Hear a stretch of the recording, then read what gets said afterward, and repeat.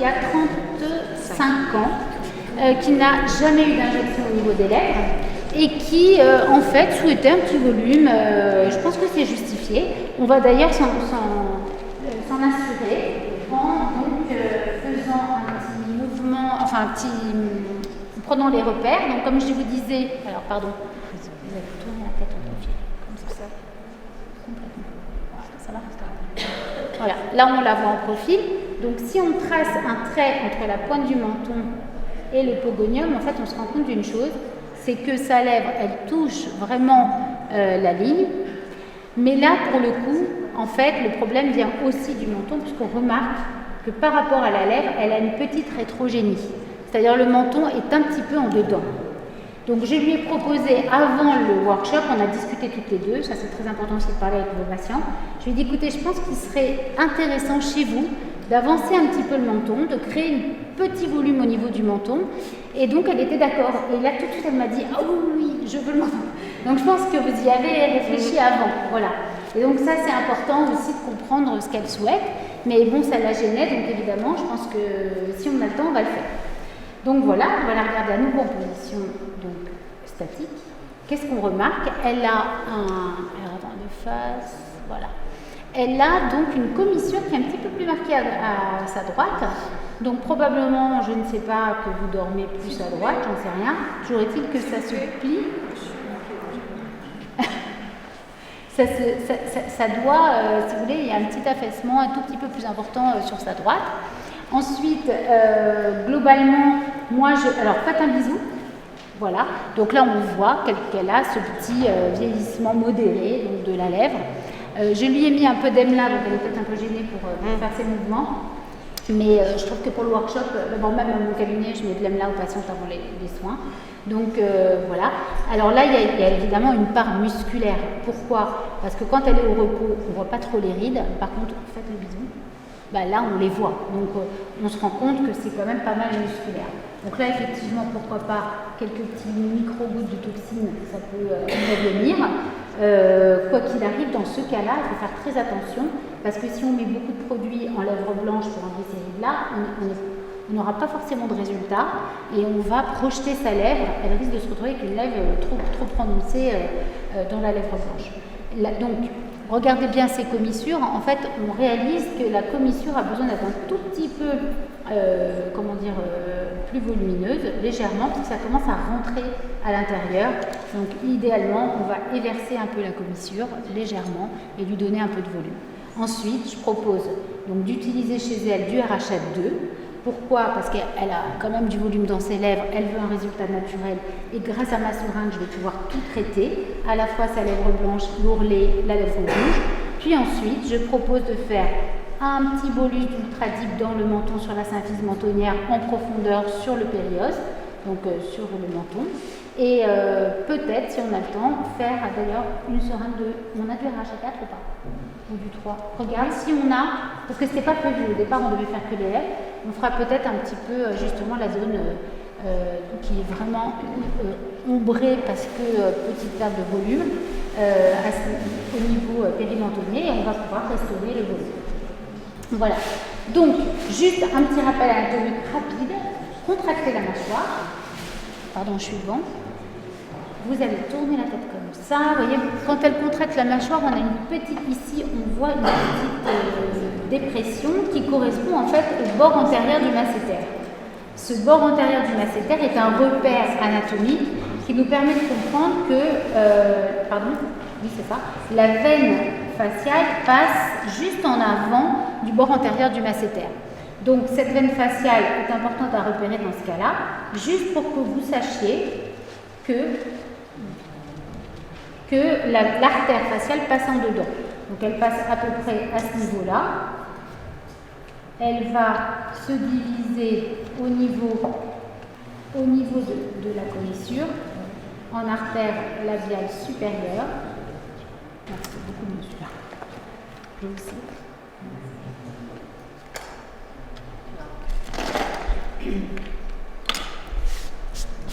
Donc elle va passer, comme je vous disais tout à l'heure, à l'intérieur bon, on a vu à peu près 78% dans la sous-muqueuse, c'est-à-dire vraiment en profondeur, qu'elle va être très présente au niveau médian et moins au niveau latéral en superficie. Donc on sera plus tranquille quand on injectera là. De toute façon, moi je vais injecter à la canule et ma façon de traiter, c'est superficiel. Alors c'est ma technique. Maintenant, il y en a plein de techniques qui sont magnifiques. Moi je vois des choses vraiment très belles avec les aiguilles. Il y a pas. Moi c'est ma technique. Je vais vous proposer donc une injection à la canule de 25 gauges, 5 cm. Et on va pouvoir justement travailler en superficiel, en sous-cutané, dans la zone labiale, en partant de la commissure, en à peu près 5 mm de la commissure des lèvres. On y va, vous pouvez vous arranger. Je vais vous montrer une petite anesthésie, ça peut toujours aider. Parce qu'il y a des patientes qui sont tellement sensibles qu'elles aiment bien être anesthésiées au point d'entrée, donc pourquoi pas, moi je le fais souvent. Donc 3 points d'entrée anesthésiés, le premier ici où je vais entrer mon aiguille pré-trou, deuxième ici, troisième au niveau mentonnier, donc puis le milieu. Voilà. Parfait. Ensuite, on va utiliser donc le RH2. Alors, quand vous utilisez une canule, c'est toujours bien. Bon, là, le produit a été préparé avant, mais c'est toujours bien. Donc, voilà, je vous montre. D'utiliser une petite pince à clamper pour serrer la canule à la seringue. L'embase ici est l'UR-Lock, donc c'est facile de serrer, mais parfois c'est compliqué, surtout quand on a des produits très visqueux. Il faut faire attention, la cohésivité peut créer une faiblesse à ce niveau-là et vous risquez d'expulser la seringue. Donc ça c'est important, c'est un geste aussi sécurisé, pour une autre raison, mais voilà. Donc là j'introduis, alors j'utilise l'Easy Guide avec la canule Softfeel. Donc l'Easy Guide, vous le savez, enfin je parle. C'est une aiguille coupée dans sa longitudinalité et qui permet en fait de glisser la canule à l'intérieur. C'est très facile à utiliser et ça permet en fait un geste très simple. Donc voilà ce qu'on va faire. Là je vais longer le contour. Vous voyez, j'attrape avec ma main gauche donc la lèvre. Je vais faire une petite projection de l'ourlet et vous voyez la canule vraiment avancer tranquillement dans cet ourlet. Je vais donc le long de l'arc de Cupidon au milieu de la lèvre et vous voyez bien donc le petit point blanc qui représente l'embout de ma canule. Le point rouge qui est sur l'embase montre où sort le produit.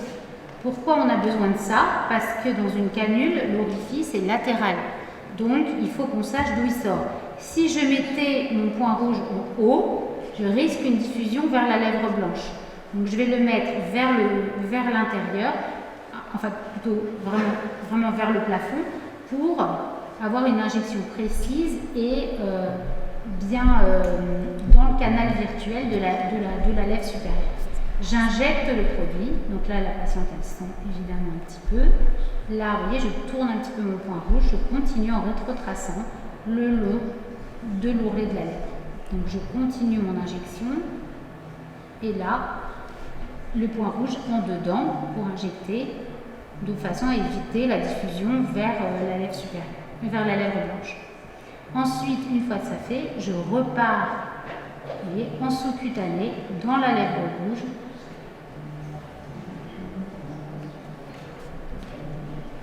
Jusqu'au milieu de la lèvre. Et là, je vais injecter le vermillon. Donc, j'éverse un petit peu la lèvre. Je suis dans un plan sécurisé, comme on disait tout à l'heure. Et en plus, avec une canule. Donc, j'ai le moins de risque d'injecter, justement, dans un vaisseau. Et là, doucement, je masse un petit peu.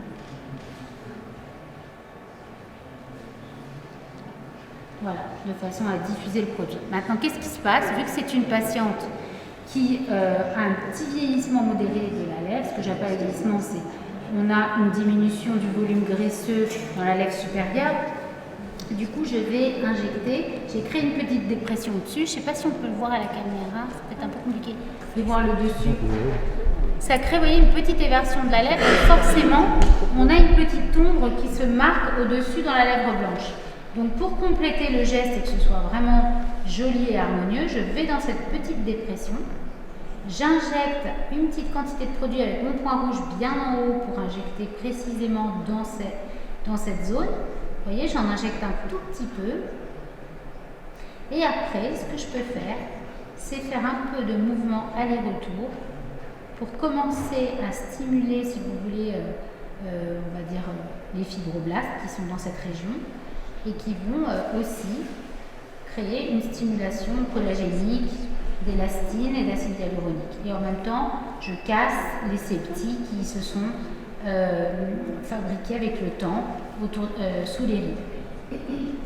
Je descends maintenant et je vais injecter l'ourlet de la lèvre inférieure. Donc, vous voyez, je suis rentrée dedans. Maintenant, je vais orienter la canule vers le haut et très superficielle pour être dans l'ourlet. Je vais doucement pousser la canule. Je suis désolée, madame, c'est pas très agréable. Et donc là, voilà, on est dans le canal virtuel de la lèvre inférieure. Voilà. Vous voyez comment c'est précis et ça permet d'injecter avec la même précision qu'une aiguille, en tout cas l'ourlet. Peut-être plus d'homogénéité même, je trouve. Voilà. Je vais mettre un petit peu de produit aussi dans la lèvre inférieure. Elle en avait un peu moins besoin, mais voilà. On va en mettre quand même un petit peu pour harmoniser. Alors après, si on veut faire la lèvre, vous savez, bien mettre en avant les tubercules latéraux inférieurs et médians supérieurs, on peut tout à fait faire un petit bolus au niveau latéral de la lèvre inférieure, etc. Là, ce n'est pas l'objectif, hein. C'est surtout apporter un peu de volume de façon très très sécurisée et harmonieuse de sa lèvre. Voilà, donc là on a fait déjà le premier côté. Ça va? Ouais, super. Donc on va faire le côté, donc là, on y va. J'insère ma petite aiguille rétro qui est bousillade. Donc je casse quand même que c'est une canule soft fill, hein. Voilà, j'ai inséré la canule. Alors il y a une graduation. La graduation qui vous permet... Ah, vous voulez l'avoir assise? Allez, on va s'asseoir. De face, peut-être, de face. Voilà.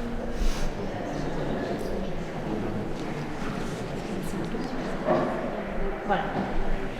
Léger, naturel. Vous allez faire comme un bisou. Voilà, elle a un petit peu plus de volume. Alors je vais vous dire, là en workshop comme ça, on se dit, pas tant que ça. Hein. Mais n'empêche qu'en pratique, la patiente, elle ne veut pas plus. Enfin moi, je suis dans mon cabinet, elle est rassurée quand elle est comme ça. Hein. Parce que quand on entend les milléniaux, les élèves, machin, moi si je fais ça à mes patients, mais c'est la faillite. Elles ne reviennent pas. Enfin, je ne sais pas ce que vous en pensez, mais on est d'accord. Donc vous allez être contente. Oui. On va faire l'autre côté. Donc j'avais mis les e-guides, du coup le pré-trou est fait. Donc je vais insérer la canule dans le pré-trou que j'ai fait auparavant. Et là, même chose. Alors on y va, je fais progresser la canule dans l'ourlet. Vous voyez la petite pointe très très vers le haut. On sent qu'on est dans le bon plan quand on voit perler, j'ai envie de dire, la pointe de la canule. Parce que ça fait une petite marque blanche. Voilà, comme vous voyez là. Ça progresse doucement. Et là, on est dans l'ourlet. Et voilà, on est au milieu. Donc ça, c'est l'arc de Cupidon que j'injecte doucement avec le point rouge vers le haut, bien dans la bonne direction. Voilà. Ensuite, donc, j'injecte le vermillon doucement aussi, très superficiel. Vous voyez progresser la canule Ça aussi, c'est rassurant parce que finalement, on contrôle notre injection quand on la voit, quand on sait où elle est. Que si elle est sous le muscle, on ne sait pas trop où elle est, ça fait peur en fait. Voilà. Alors, des petits risques avec cette technique, c'est qu'on voit des petites boules quand on est très superficiel, surtout si on utilise un produit cohésif. Genre, je sais pas moi, genre, si on prend par exemple même un Restylane, chose comme ça, Refine, il est un peu plus cohésif que le RHA2, on peut avoir des petites boules. Donc, il faut bien masser après. C'est la seule façon d'éviter ça. Et quand vous faites votre injection, il faut être très régulier. Voilà, donc là, je suis dans l'ourlet, doucement. Voilà. Voilà, toujours l'ourlet de la lèvre inférieure. Vous voyez très précisément. Je fais mon petit ourlet avec mon point rouge bien orienté. Ensuite, je vais injecter un petit peu la commissure latérale de la lèvre inférieure, parce que vous vous rappelez, elle avait une asymétrie. Donc on va en remettre un tout petit peu. Alors là, pour le coup, en latéral, on a dit qu'on n'était pas trop à risque quand on est superficiel. Voilà. Et inférieur. Et surtout, je vais un tout petit peu injecter son pli d'amertume qui était un peu plus marqué de ce côté. Voilà, ça c'est rien, c'est pour montrer. C'est rien du tout.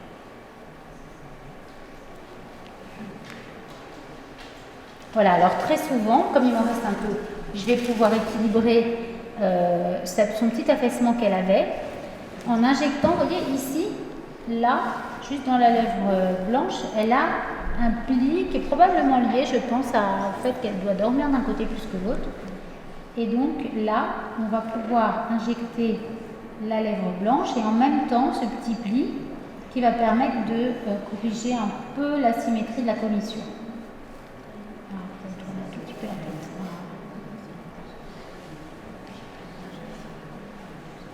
Voilà, donc on est superficiel, vous ne voyez pas grand chose parce que je suis obligée de tenir. Voilà, là, vous voyez? Ouais. Donc là, j'injecte ce petit pli là qui était vraiment à l'origine du côté un peu relâché de la commissure. J'injecte aussi la lèvre blanche voilà, au niveau de la petite dépression qui s'était créée au-dessus, et voilà. Voilà, et là, on a fini le traitement de la lèvre. Donc maintenant, on va pouvoir faire le menton. Si vous voulez, on la regardera à la fin en position active. Voilà, donc le menton. Alors, le menton, je vais vous proposer d'utiliser une aiguille pour injecter sur l'os. C'est safe. L'aiguille au milieu de la symphyse mentonnière, donc on n'a quand même pas trop de risques, honnêtement. Donc ça, n'importe qui peut le faire. On va pouvoir donc aiguille de 27 gauges. Là, je choisis l'Ultra Deep, qui est un produit d'une plus grande viscosité et qui est adapté vraiment au plan osseux. C'est un très très bon, entre guillemets, projecteur. Vraiment, il va vraiment apporter du volume et pouvoir créer une jolie pointe de menton avec peu de produits. Voilà, donc on va pouvoir faire cette petite injection-là. Est-ce que vous voyez? Non. Et si je me mettais de l'autre côté, peut-être que vous verrez mieux. Ouais, c'est peut-être mieux. Donc voilà, on va se mettre pile au milieu.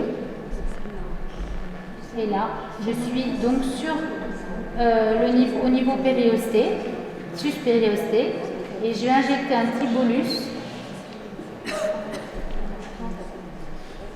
Un petit bolus de 0,3 ml. Voilà, sur sa pointe. On voit déjà quelque chose qui se profile, c'est-à-dire une. On a 3, 4, tu l'as? Il est 4.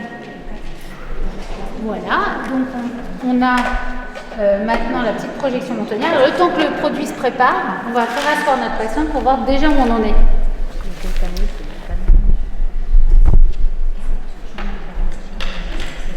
Ouais.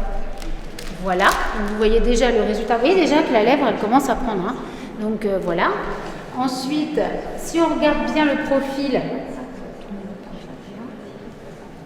vous voyez qu'on est plus harmonieux que tout à l'heure, c'est-à-dire la pointe du menton, elle a commencé à donner un petit résultat qui nous permet en fait d'avoir une ligne un petit peu plus adéquate avec la ligne de Ricketts. Voilà, ce qui est pas mal en soi, c'est un bon début. Et donc, on va pouvoir maintenant travailler très facilement dans la zone qui est juste au-dessus du muscle mentonnier et qui a perdu un peu de graisse, vous allez pouvoir regarder.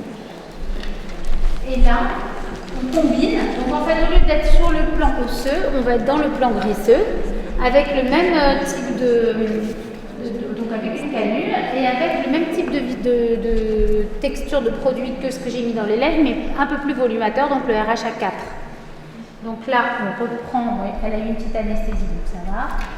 On reprend le point d'entrée. C'est bon. Tu peux me donner Barbara la série décapuchonnée?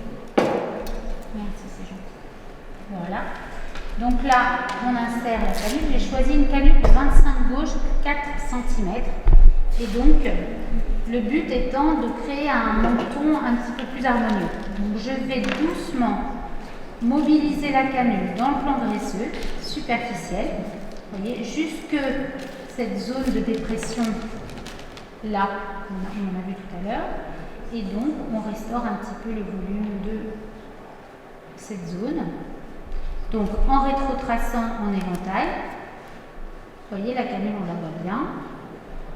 Ça ne sert à rien d'être profond dans ce cas-là. En superficiel, on aura un joli résultat. Donc, vous voyez, pour travailler la lèvre blanche et les commissures, on a mis une seringue de RHA2. Et après, pour juste faire un petit peu... Alors là, vous voyez, j'ai tourné. Je fais l'autre côté.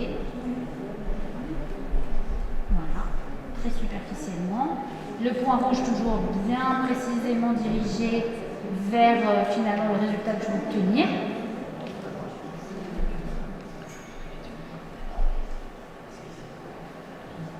Voilà. Alors après, dans son cas, une injection superficielle suffit, mais on peut souvent, quand on doit faire un menton, il faut faire la graisse profonde, la graisse superficielle, la zone périostée, etc.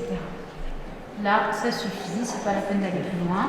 Je pense que donc j'ai mis une demi-seringue de Ultradip et une seringue de RHA2. C'est tout, en tout. Voilà, vous allez vous asseoir. Et voilà un résultat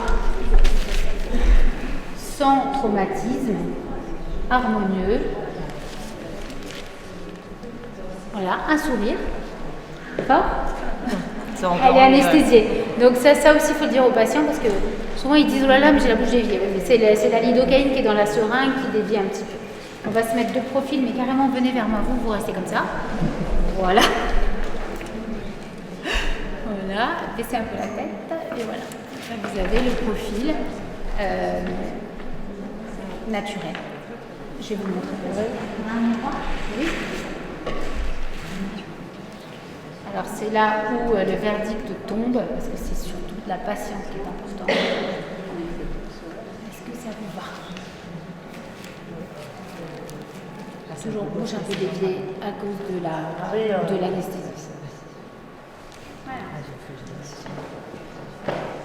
Vous vouliez plus de volume ou ça va? Ah non, là comme ça c'est bien. Voilà. Est-ce que c'est pas un peu trop? Non.